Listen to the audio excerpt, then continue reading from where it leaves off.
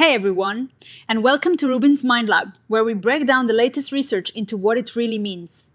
Ever wonder if the person you are online is the same person you are when you are hanging out with friends or family? Today we're diving into some fascinating research that explores how we see ourselves and others in the very different worlds of social media and real life. Think about it, we spend so much time switching between scrolling through Instagram or TikTok and actually interacting with people face to face. Does who we are change between these two worlds? And do we think everyone else changes in the same way we do? This study set out to answer just that. This research involved nearly 1,800 people across 5 different studies.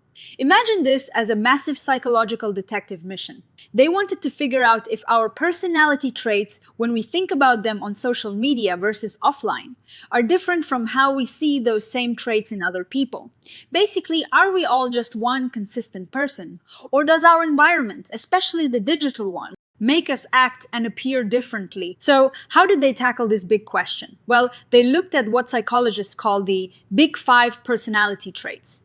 These are broad categories that describe pretty much all of our personalities: openness to experience, conscientiousness, extraversion, agreeableness, and neuroticism. They asked almost 1,800 participants to rate themselves and other people on these traits. But with a twist, they had them do this twice. Once thinking about their offline self, or the typical person offline, and then again thinking about their social media self, or the typical person on social media. They used 2 main ways to look at the results.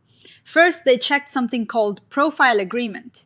Think of it like this. If your personality is a puzzle, does the puzzle look the same whether it is assembled in your living room or on your phone screen? They essentially looked at how similar the pattern of your personality traits was in the offline context compared to the social media context, for yourself and for others. Then, they looked at mean level differences. This is simpler. It just means they looked at the average scores for each trait. For example, on average, are people reporting themselves as more extroverted offline or on social media?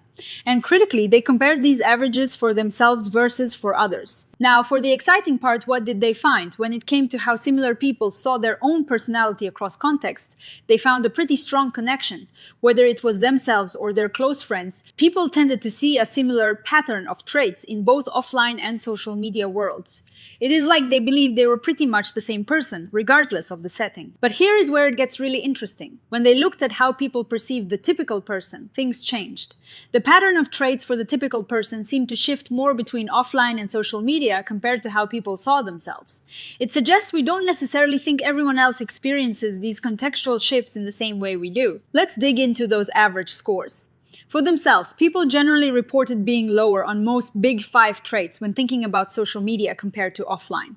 Think about it, social media can sometimes feel like it demands a more curated or less spontaneous version of ourselves, right? This might lead people to feel they're expressing less of their core personality online. But when it came to the typical person, the story flipped for some traits, especially extraversion. People tended to see the typical person as more extroverted on social media than offline. This is a huge difference. It's like we see a more outgoing, adventurous version of others online, but a more reserved version of ourselves. The researchers found this contrast was particularly strong for extraversion. They saw themselves as less extroverted online, but others as more extroverted. Why might this be? Well, social media often highlights people putting their best, most social foot forward. Algorithms can also push content from highly active, expressive users to the top. So we might be seeing an exaggerated version of socialness from others, while feeling more constrained ourselves. This effect wasn't just limited to extraversion. Openness, which is about curiosity and new ideas, also showed this pattern. We might feel less open to new experiences online, maybe due to filters or curated content, but we see others as even more open. Even neuroticism, which relates to emotional stability, showed some interesting differences. People tended to see themselves as less neurotic on social media, perhaps wanting to project a more stable image, but they saw the typical person as well, similarly or even more neurotic. Interestingly, agreeableness was a bit of an outlier. For this trait, people tended to see both themselves and others as less agreeable on social media than offline. This might be because social media can sometimes feel like a more aggressive or less empathetic space, with negative content often getting amplified. Conscientiousness, which is about being organized and responsible, was where the findings got a bit fuzzy. The results varied quite a bit. suggesting it might be harder for people to see a clear difference in how this trait plays out between social media and offline life, or perhaps the items used to measure it just don't translate as well to the digital realm. And what about that social media versus offline self versus close others distinction? The study found that people saw themselves and their close peers as pretty consistent across contexts. But when it came to the typical person, that is where the differences in how people perceived traits between worlds really popped out. This hints that we feel more consistent with people we know well, but we see generalized others as more variable. So, what is the big takeaway here? It seems we have a pretty good sense of ourselves as relatively consistent beings, even when we shift between online and offline environments. We might feel a bit less expressive or open on social media, but we generally feel like the same core person. However, we tend to view generalized others, the idea of the typical person out there, as more dynamic, with their personalities shifting more noticeably between the digital and real worlds. This suggests we don't always project our own experiences of context onto others. Now, like all great science, there are limitations to consider.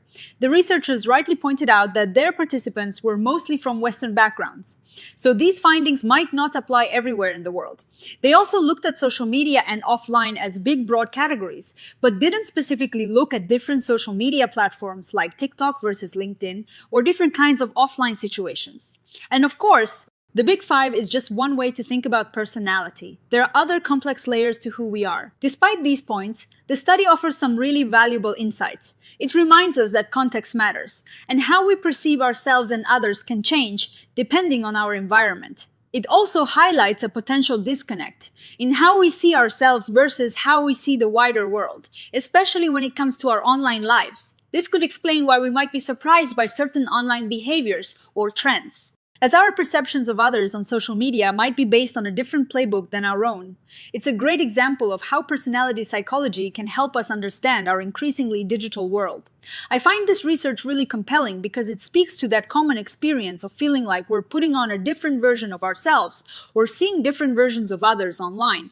It's not just about posting filtered photos. It's about how our core traits might be perceived differently, or how we believe they are perceived differently, depending on the context. The distinction between how we see ourselves versus how we see the typical person is particularly striking. It suggests we have a more stable self-concept across contexts than we attribute to the general population. This could have implications for everything from online dating to how we form opinions about social issues based on what we see online. Imagine if we applied this lens to understanding political discourse, where people might see amplified versions of their own beliefs in others online, while feeling more moderate in themselves, or vice versa. What are your thoughts on this? Do you feel like you are a different person on social media? And do you think other people are too? Let me know in the comments below. If you enjoyed this dive into personality research, please give this video a like, subscribe to Rubin's Mind Lab for more science explained, and hit that notification bell so you don't miss our next exploration into the human mind. Thanks for watching, and I'll see you in the next one.